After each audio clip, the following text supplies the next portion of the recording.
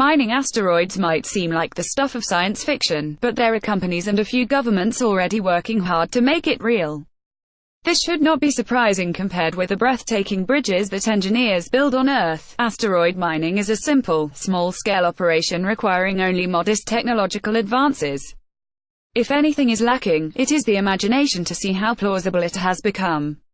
I am afraid only that it might not arrive soon enough to address the urgent resource challenges that the world is facing right now. As an academic researcher, I work with several asteroid mining companies who address that urgency. I depend on their funding, so there are trade secrets I cannot share. However, I can reveal the core reasons why I am optimistic about the business case for asteroid mining, and what it will mean for our future. Many people are skeptical of asteroid mining because they imagine that the goal is to bring platinum back for sale in Earth's metals market.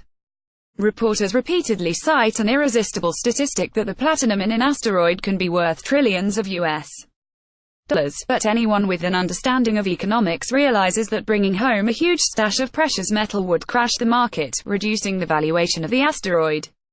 On the other hand, if the plan is to dole out platinum in small quantities to keep the valuation high as it is done in the diamond industry, then how could asteroid companies compete with terrestrial mining companies that benefit from a mature, low-cost terrestrial supply chain and transportation network? This is exactly why platinum is not the objective of asteroid mining. Instead, the first product from asteroids will be something much less obviously precious: water. To rocket scientists, water is the raw material for propellant. Launching water from Earth into space consumes a lot of propellant, which makes the whole concept self-defeating. Fortunately, water is abundant in space, where it is much easier to move around. Water can be readily extracted from clay minerals in a common class of small bodies known as carbonaceous asteroids. Once separated from the minerals, the water can then be split by electricity, a process called electrolysis, into hydrogen and oxygen to make rocket propellant, the key ingredients of rocket fuel.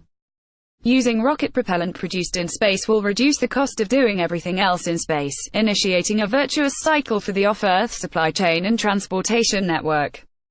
Before that can happen, though, we must find the customers who can get the whole process started. Who will buy rocket fuel made from asteroid water? One concept is to sell it to telecommunications companies for boosting satellites into orbit. A decade ago, most satellites were launched with a small upper-stage rocket attached. The rocket initially lofts the satellite into geostationary transfer orbit, a highly elliptical orbit having perigee the low point just a few hundred kilometers above the Earth's surface, and apogee the high point about 36,000 kilometers higher. The spacecraft coasts to apogee, where the rocket encircularizes the orbit so that the satellite can begin selling data to customers. The cost of the disposable upper-stage rocket is very high, however. Today, most satellite owners place a lightweight electric thruster on the spacecraft instead. Such thrusters are cheaper and more efficient, but very weak. It takes 6 to 12 months for satellites to reach final orbit. Time is money, so this delay still costs the satellite owners hundreds of millions of dollars in lost revenues. Asteroid mining will provide a third option. A mining company will sell water to an in-space transportation company, which will use it to refuel a space tug parked in Earth orbit. The tug will dock with a newly launched satellite in geostationary transfer orbit, and boost it to the final orbit quickly, within a day. According to our calculations, the total cost for this service, including capital recovery, finance charges, insurance, and profit for all parties, will be less than the lost revenues of the current method, so that means there is a business case. The only concern is whether there are enough early customers to get the service established. Here is where the national space agencies like NASA can help.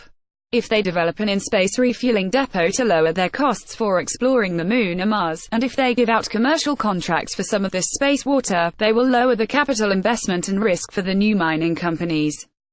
In this way, government agencies can ensure the earlier success of private space industry. This is a legitimate role for government because taxpayers will greatly benefit. An asteroid mining infrastructure could help to solve a major impending resource problem.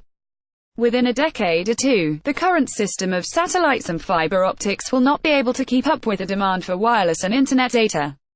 I know of no solution apart from building antennas in space that are too large to launch on rockets, because nothing else scales up quickly enough to meet the data needs that will grow exponentially through to the end of the century. Metal from asteroids will not be sold on Earth, where it would be too expensive. It will remain in space, transmitting precious data down into the digital market. Similar arguments can be made that generating solar energy in space will, by sometime this century, be cheaper than generating energy on Earth through any known method. The energy might then be beamed to the ground via microwaves.